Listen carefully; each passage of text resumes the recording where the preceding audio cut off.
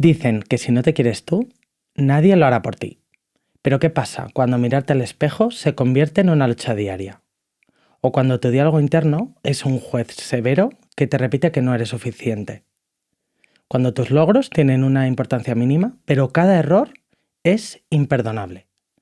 Vivimos en una sociedad donde el quiérete suena muy bonito, pero pocas veces nos enseñan cómo hacerlo. Hoy vamos a hablar de heridas, exigencias, creencias heredadas que ya no nos sirven, pero sobre todo vamos a descubrir herramientas concretas para empezar a tratarnos mejor y hacer del autocuidado una revolución personal. Nos pasamos la vida buscando validación fuera, sin darnos cuenta de que el amor propio no se encuentra, se construye.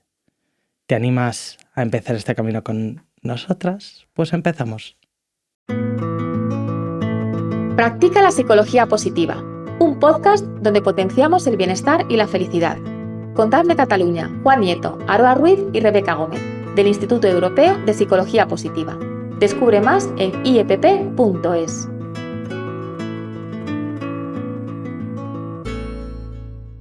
Bueno, hoy tenemos un temazo, vamos a hablar de amor propio, de cómo incrementarlo.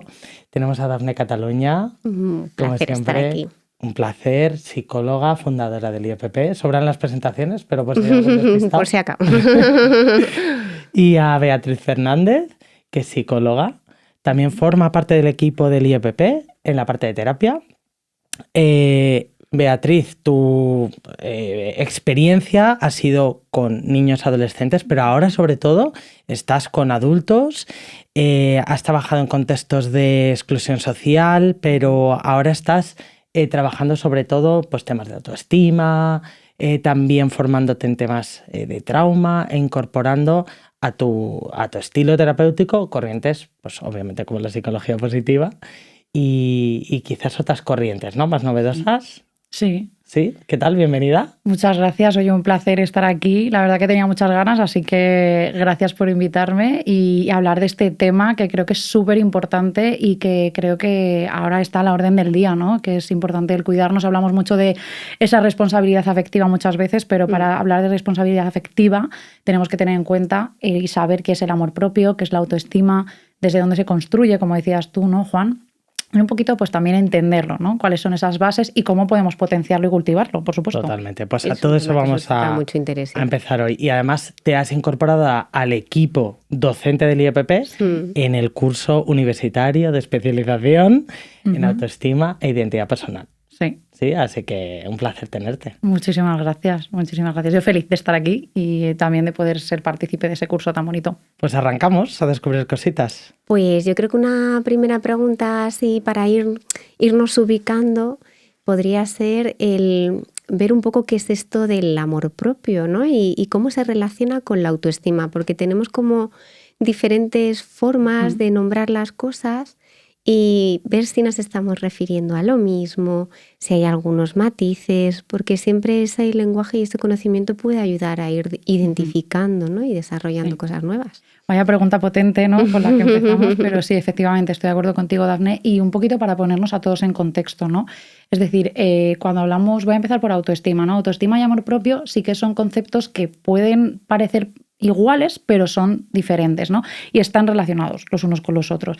Vamos a hablar un poco de autoestima como la percepción, la valoración que hacemos nosotros mismos y nosotras mismas de cada uno como individuo, ¿no? Y viene construida a lo largo de pues toda nuestra historia, nuestra etapa vital, pues desde que somos pequeños, la influencia que pueden tener nuestros padres, nuestra educación, el contexto social en el que nos movemos, nuestras propias experiencias vitales, y es ese juicio subjetivo que nosotros hacemos de nosotros mismos, de lo que valemos o que creemos que valemos o de lo que no valemos, ¿no? Esa sería la autoestima y fluctúa a lo largo de nuestra vida.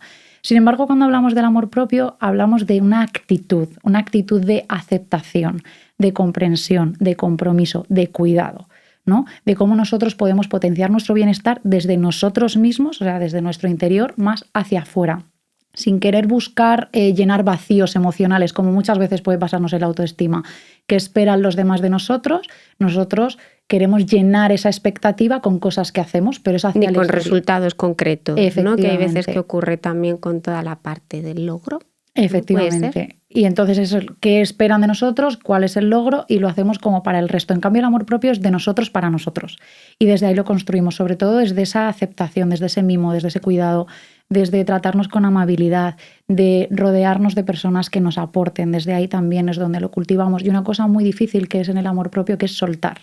Muchas veces soltar lo que nos hace daño es el mayor síntoma o señal de amor propio, ¿no? De entender qué necesitamos, dónde están nuestros límites y hacia dónde nosotros nos queremos dirigir como personas. Sí que hay muchas diferencias, ¿no? Sí, Entonces, entre una y otra. Conceptos profundos. Y además, sobre todo en esa sensación de juicio, ¿no? Yo creo que es donde radica una parte importante y es interesante el poder ver la diferencia. Y viendo esto entonces, si nos focalizamos, me imagino más, ¿no? Por lo que estoy viendo, en un modelo o en un concepto de amor propio, porque el de autoestima, pues al final, como decías tú, es más fluctuante, no depende tanto de mí, ¿no? El principio de agencia no está tan presente. Si nos vamos al de amor propio, las personas que nos escuchan, vea, ¿cómo pueden saber? Oye, pues yo esto no lo tengo muy presente en mi vida, no lo tengo muy conservado. ¿Cómo pueden identificarlo?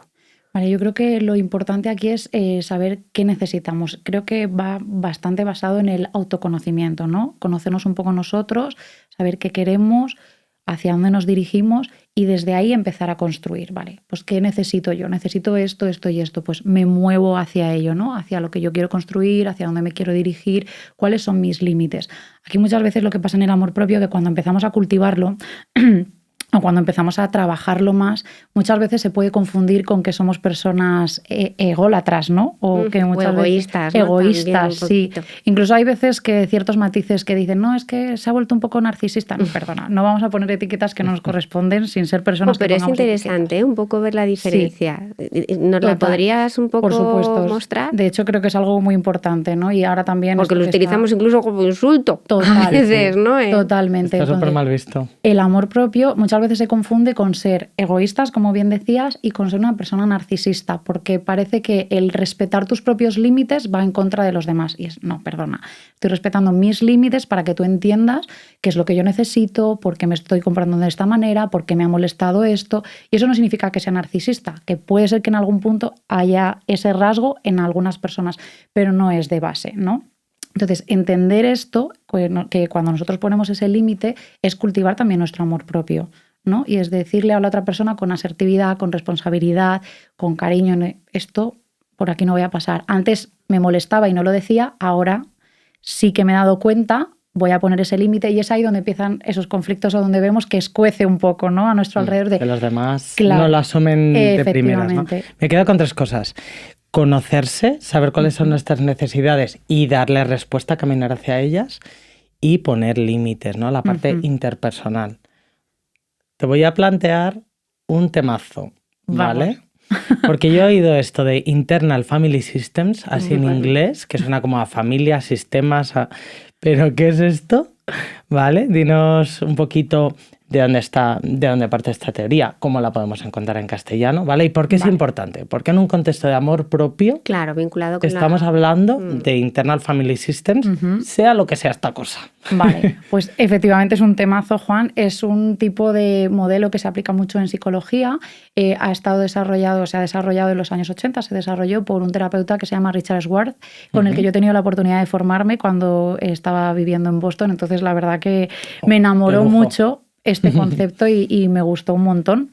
Entonces, es un modelo que se basa en el sistema de partes, ¿no? Se llama sistemas de familia interna, traducido en español. Entonces, no es que tengamos una familia dentro, ¿no? Es como que la teoría o este modelo lo que postula es que tenemos diferentes partes dentro de nuestra mente o como diferentes subpersonalidades, lo pongo entre comillas. Esto no significa que tengamos una personalidad múltiple, por favor, es importante que lo entendamos, sino que nuestra mente tiene diferentes partes que cuando están en armonía, todo va bien, pueden convivir, como que son buenas amigas, todo está en equilibrio, todo fluye. Pero a veces lo que pasa es que estas partes pueden entrar en conflicto. Entonces ahí es cuando nos desequilibramos un poco. Y se callan unas y hablan muy fuerte. Efectivamente. Esto, la metáfora podríamos poner como si fuese un director de orquesta, que seríamos nosotros mismos como individuos, y nosotros se trata de dirigir nuestra propia vida, como decíamos, hacia dónde queremos, cuáles son nuestras necesidades, nuestras metas.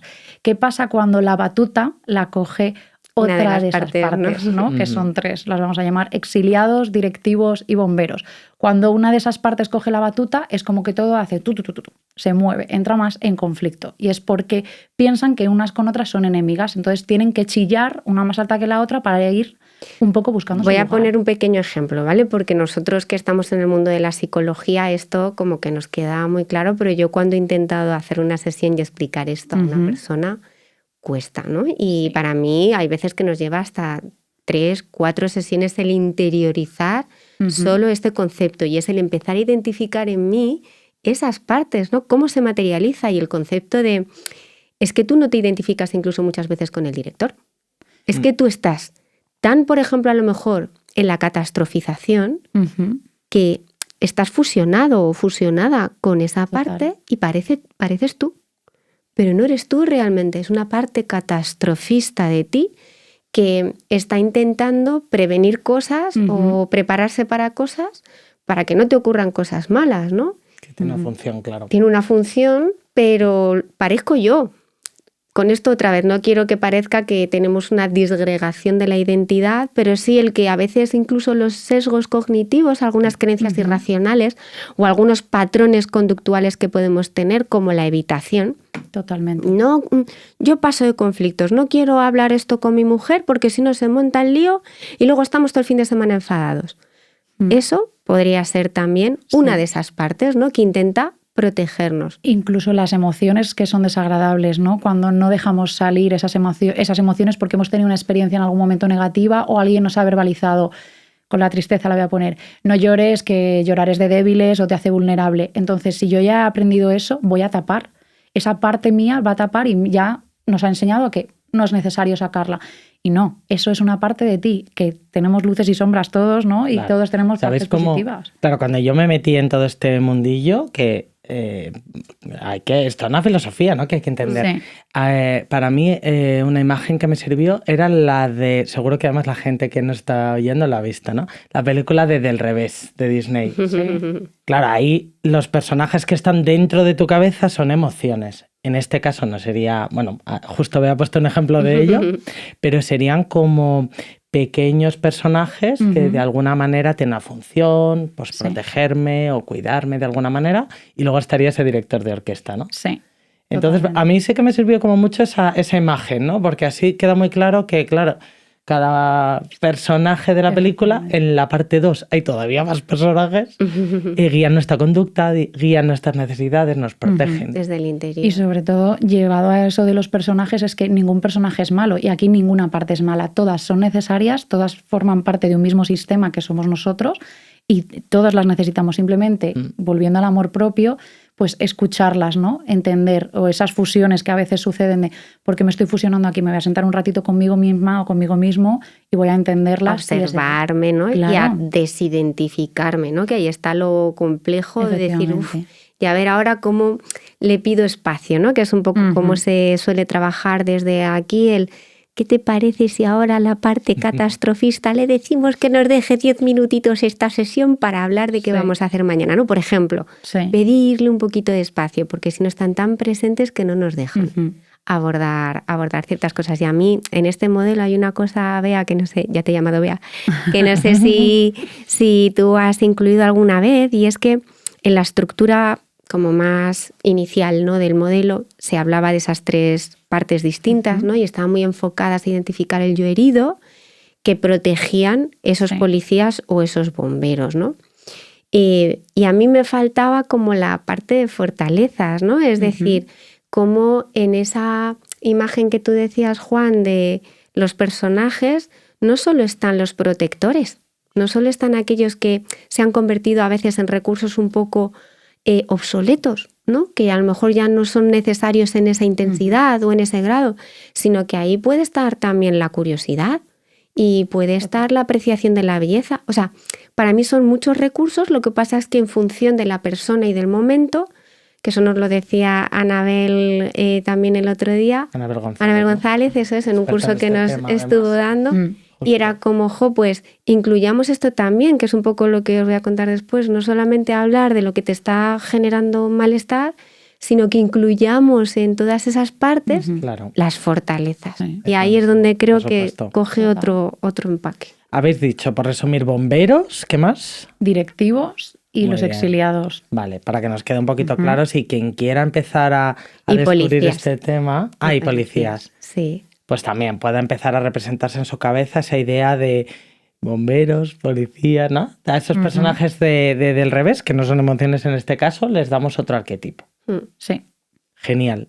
Bueno, pues vamos a ir avanzando porque Dafne empezaba a tocar el tema de las fortalezas, Sí, ¿verdad? Sí. Y no sé si tenemos tiempo para que nos dé Yo un creo que una preguntita ejemplo, más un ejemplo de podemos un abordar. caso, Bea, en el que tú hayas aplicado este concepto de amor propio, ¿no? Incluso si puede ser con IFES mejor que mejor, y si no, pues de amor propio con el enfoque de la positiva. ¿Nos podrías hablar de algún ejemplo? Vale, pues a ver, me viene así un poquito a la mente, pongo contexto, hablábamos que ahora estoy más con adultos y demás, pues una chica de 26 años con un perfil exigente, muy exigente, donde desde este sistema de partes había esa perfección, esa exigencia sería una de las partes que tapaba los logros, por decirlo de alguna forma, ¿no? Hablábamos también de logros que esta persona pues hacía en su día a día, no la permitía disfrutar de esos logros.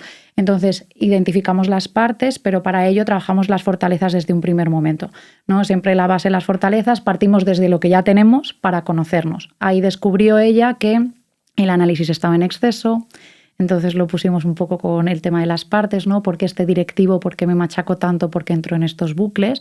Y utilizamos también varias técnicas dentro del mindfulness, ¿no? Para empezar, la mente del principiante, vamos a vivir cualquier experiencia que venga a partir de ahora sin juicio, como si fuese novedoso, desde la curiosidad de un niño, ¿no? Vamos a imaginar todos que somos niños, la primera vez que vamos a un sitio o la primera vez que vienen los Reyes Magos, ¿no? Y que vemos que esas caras que se nos iluminan, todo es novedoso, independientemente de experiencias previas. Pues un poquito abordar desde allí, ¿no? Desde la experiencia es nueva, no juzgues, simplemente disfrútala. Y una cosa que nos ayudó mucho fue la técnica RAIN, que es un poco es un acrónimo en inglés, pero nos vale en español, es reconocer, aceptar, investigar y nutrir. Es decir, reconocer dónde estoy, reconocer qué parte está funcionando aquí, cuáles son las emociones. Acepto que esto forma parte de mi persona, desde la positiva, integrando un poco este modelo, lo acepto, investigo. Porque está aquí, ¿qué me quiere decir? Si estoy haciendo algún tipo de conducta que está fomentando que yo esto lo repita en el futuro, entonces voy investigando y de todo eso que saco, la última letra sería la N, nutrir, me nutro, como ese aprendizaje. Entonces ya tengo todo ese saquito de experiencias, de aprendizajes desde la novedad y puedo empezar a implementarlo en mi día a día. Entonces, desde este punto, a esta persona le permitió pues, tomarse las cosas con otra actitud de apertura, de aceptación y de gratitud también, porque aprendes mucho de todo lo que te aporta cada experiencia vista desde diferentes perspectivas. Entonces, yo diría que estos son varios, ¿no?, focos desde los que podemos trabajar. Muy bien. Qué interesante, y siempre desde esa perspectiva de la psicología positiva, ¿no? Que ya desde la primera sesión nos permite hacer un cambio de visión. Y no sé qué pensaréis vosotras, pero yo creo que la gente también lo ve, ¿no? Que cuando en consulta empezamos en la sesión 1 o 2 a hablar de fortalezas, de repente dicen, pero si yo venía aquí por lo contrario, ¿no? Y es un cambio fuerte. Y el trabajar incluso aquellas cosas que me generan dolor con una etiqueta y una palabra que no sea estigmatizante, pues yo creo que también hace que la persona lo acepte y lo integre con más facilidad. No hay tanta lucha, ¿no? Ni tanto revulsivo, porque no es lo mismo decirle a alguien no estás negando, ¿no? Que ahora veremos un poco a decir que está utilizando demasiado la positividad, ¿no? Que es lo que os voy a contar ahora. Suena diferente y ya la emoción también es distinta. Es que es diferente.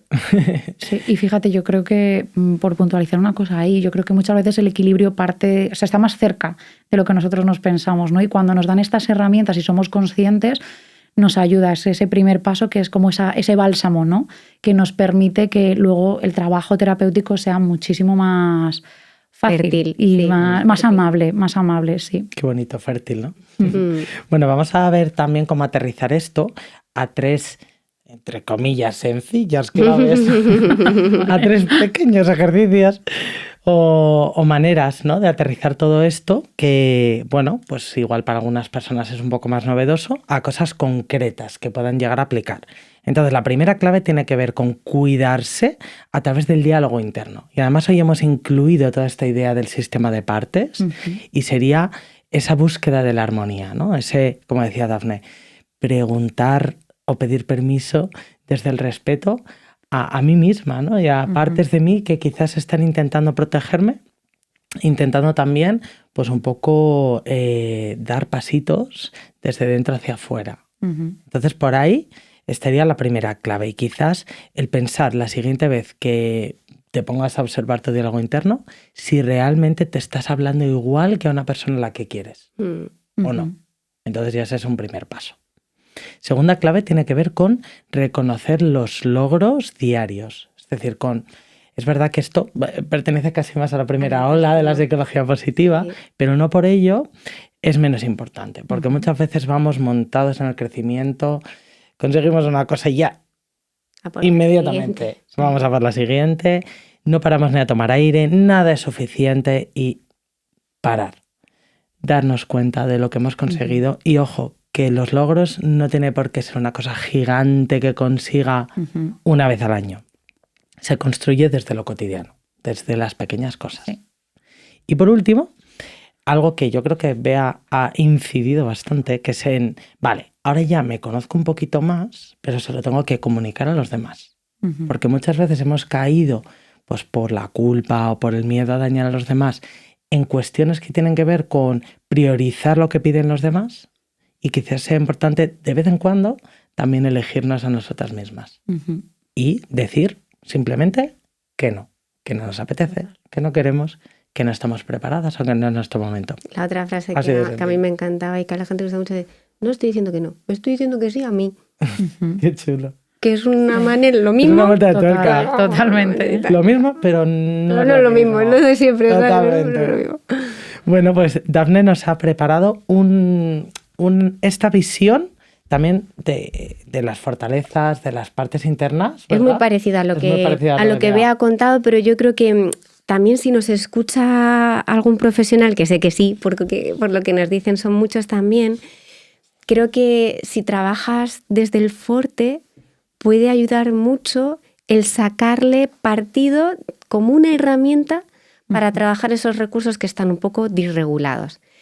Ahora ya no lo llamo tanto defensas, me cuesta un poco más desde la formación con Anabel, porque es verdad que puede dar lugar a una percepción por la otra parte de que tiene una parte voluntaria, ¿no?, en cómo está activando esa fortaleza, y muchas veces se hace sin querer, por supuesto, y de forma involuntaria e inconsciente, pero sí que es un recurso que estamos usando de una manera que al final nos está perjudicando, ¿vale? Sea por exceso o por defecto. Y vamos a hablar de un caso tuyo real, Vamos a hablar ¿verdad? de un caso, sí, vale, que por supuesto le he pedido permiso esta mañana y voy a cambiar muchos datos para que no se le pueda identificar, ¿vale? Y has traído el test fuerte también. He traído su test y he traído un poco cuál fue su reflexión acerca de esto que hemos ido hablando, de las diferentes partes que identificaba, cómo se relacionaban con sus fortalezas, ¿no? Qué bien. Entonces es un perfil bicolor, ¿vale? Porque tiene, lo enseñas un poquito a pantalla, ¿vale? Tiene naranja y verde, es un funcionamiento óptimo bastante alto. La gran mayoría de las fortalezas están en 4, quitando 5 fortalezas que están en 3, que están presentes pero no activas, ¿vale? Y luego tiene otras 5 fortalezas que están en naranja, ¿vale? Es decir, muy presentes. Estas 5 fortalezas son la positividad, el perdón, el humor, la gratitud y el carisma. No os voy a contar nada todavía de esta persona. Si fuera un perfil ciego, ¿no?, que a veces decimos, ¿qué os inspira a vosotros? Lo primero. Vale, a ver, yo necesito... Positividad. Vale, positividad. Perdón. Humor, A mí como muy complaciente, ¿no? Como que es muy complaciente hacia el exterior, ¿no? Es todo hacia afuera, no poniendo límites, diría. Y yo añado como quizás una parte evasiva, ¿no? De eso, la positividad y el humor. Incluso hay, no sé si otras también, como para esconderme detrás de lo positivo, de un momento de humor, de un momento donde corto la tensión. Exacto. De evitar el conflicto quizás, ¿no? Y eso es. Es un perfil de una persona con un patrón de apego distanciante. Vale. ¿Vale?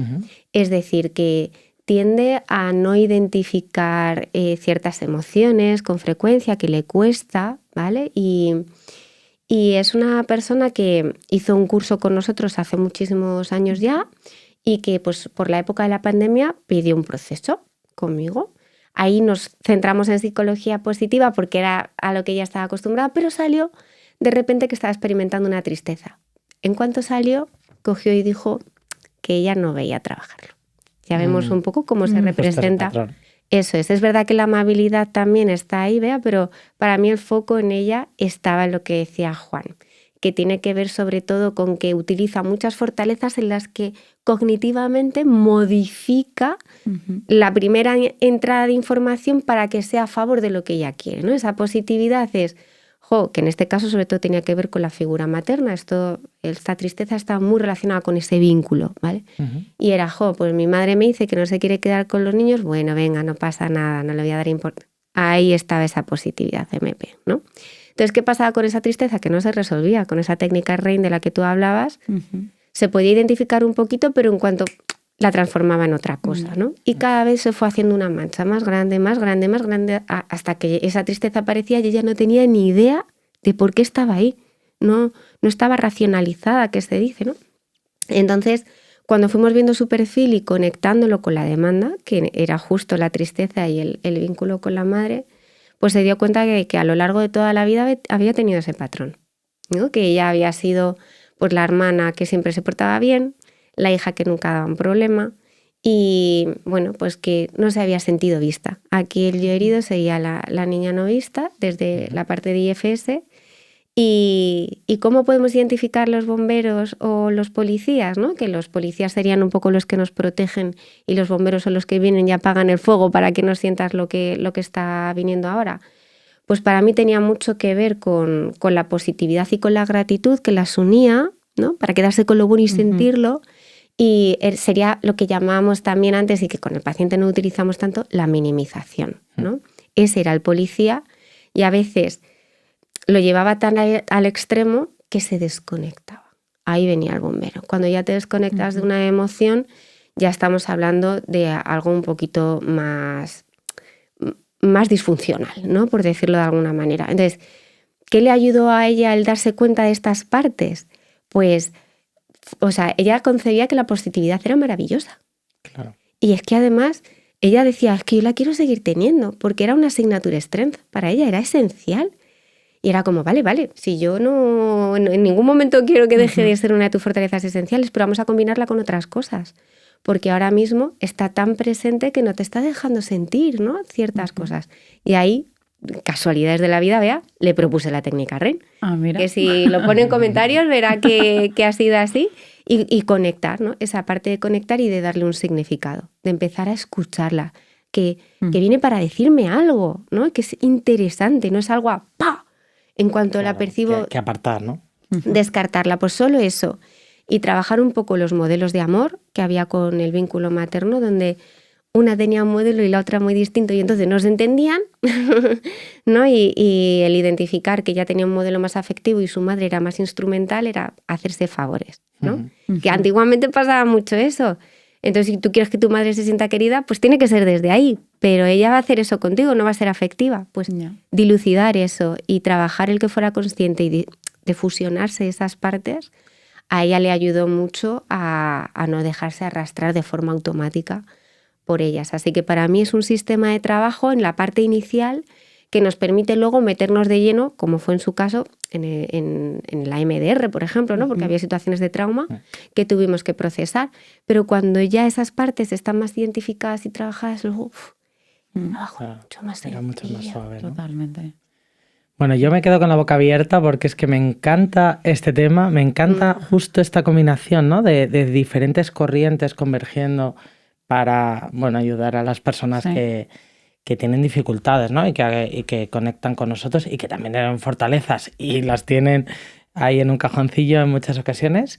Y bueno, si estás escuchando cosas que te resuenan, que te interesan, justo tanto Bea como Dafne forman parte del equipo docente y ese curso del que hemos hablado antes, de autoestima e identidad personal, donde ya mucha gente se está formando, tiene todo esto que estamos hablando súper bien explicado, que esta es la clave, que igual hoy estamos con palabras técnicas, con cosas muy profundas, que son muy bonitas, muy transformadoras, pero si quieres seguir avanzando en este tema, pues ya sabes, conecta con nosotros.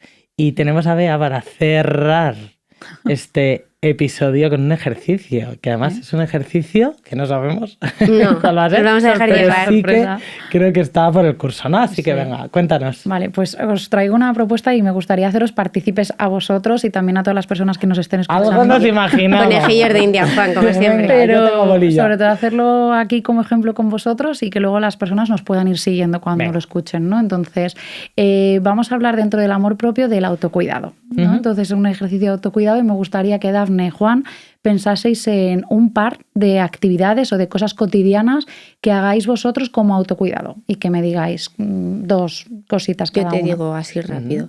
Una que tiene que ver con la autorregulación, que es la meditación, ¿vale? Y yo la concibo por lo menos como autocuidado. Y otra con las relaciones, con el autocuidado social, que es el compromiso de tener espacios concretos en la semana donde estar con amigas que para mí son muy importantes. Vale. ¿Y tú? Y yo voy a poner dos ejemplos súper diferentes, así hay más variedad. Uno, pues una rutina facial que me hago yo. Perfecto. Claro. Claro que hay Y cosas. otro, que lo hago todos los días, es decir, es un esfuerzo. Además lo reivindica. Claro, claro. Y la segunda sería el ejercicio físico, por ejemplo. Vale. Vale, de estas dos actividades que me habéis dicho cada uno, ¿hay alguna que en algún momento o actualmente estéis dejando de hacer con tanta frecuencia? Yo... Pero en comparación con otros momentos, ¿no? ¿Quieres decir? Sí, o que de repente haya momentos vitales en los que las estéis dejando de hacer o estéis priorizando, se os esté olvidando, venga, hoy no pasa nada, la Justo, rutina yo- facial. La rutina facial. Es que además, como que llega el fin de semana, que ya hay una estructura un poco más flexible de día, adiós. Así Vale. de sencillo. Vale. O de repente un día, ¿no? Decías, guardo días en la semana para quedar y un día, "Uf, es que estoy cansada, venga, no pasa nada, nos vemos otro Pues día". fíjate, con la parte social no tanto, porque ahora estoy en un momento donde la necesito mucho. Vale. Pero la meditación sí que es cierto que llevamos unas 3 semanitas de AUPA y, Intensas.